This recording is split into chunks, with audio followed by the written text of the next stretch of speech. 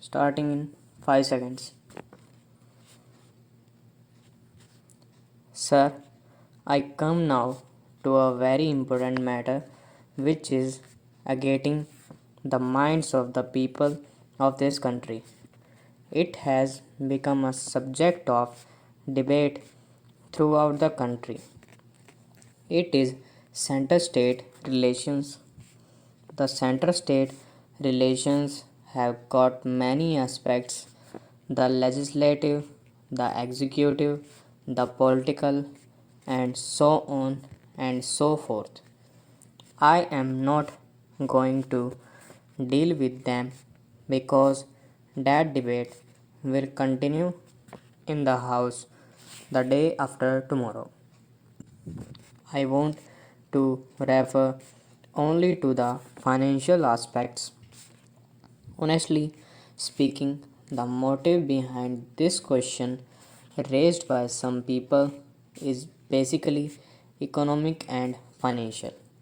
The demand that the states should have more autonomy and that the center's relations in the state should be revised has come out of the financial and economic motivation.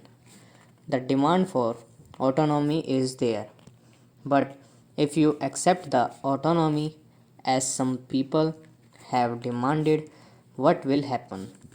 The existing regional imbalances will become wider, and only the advanced state will benefit and not the backward states.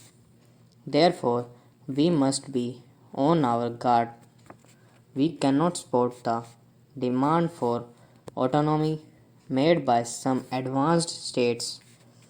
In that case, the advanced states will go forward and the backward states will become still more backward. Therefore, the question has to be examined from two angles: from the point of view of providing more avenues and opportunities to the state for resource mobilization, and at the same time, we must examine from the point of view of moving towards reduction of regional disparities. On the one hand, we should certainly create more opportunities for the states to mobilize resources, and on the other, we must see that there is a gradual reduction in the regional disparities. These are two objectives that have to be kept in mind when we discuss the question of regional autonomy. On the question of center state relations in the existing pattern, sir, the center is the dominant partner in financial distribution. I agree the center cannot be strong, but I also say that the state also must be strong. The center cannot be strong at the cost of the states, nor the states at the cost of the center. Both must be strong. What is to be done? Because ultimately, whatever you plan, whatever you draft, whatever proposals you make, the ultimate implementations falls on the states at the grassroots level for all purposes. Sir, the 17th schedule should be revised in order to provide more avenues and opportunities to the states for resource mobilization. Article 268 and Article 269 of the Constitution refer to taxes and duties which accrue to the state. But why two different articles, and why not one article based on the principle of equitable distribution among the state with the objective of reducing regional disparities? Sir, Article 270 refers to income tax only, but not to corporate tax. But in my view, corporate tax is also income tax, and therefore, why should not corporate tax be brought under the divisible pool as income tax has been brought? Article 271 talks about surcharges excluding from the divisible pool. Why should they be excluded from the divisible pool? I don't understand this. They must also be brought under the divisible pool. Sir, Article 272 talks of excise duty to be shared between the center and the states. The sharing is permissible and not compulsory.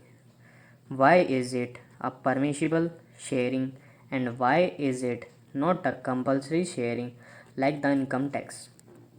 Sir, Article 275 refers to grants in aid to the states of the Consolidated Fund of the Union.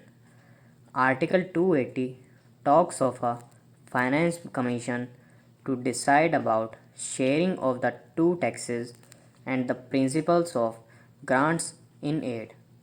Article 282 refers to grants from the Union to the states for any public purpose, and Article 292 refers to loans from the center to the states. Now, sir, the actual position is very revealing.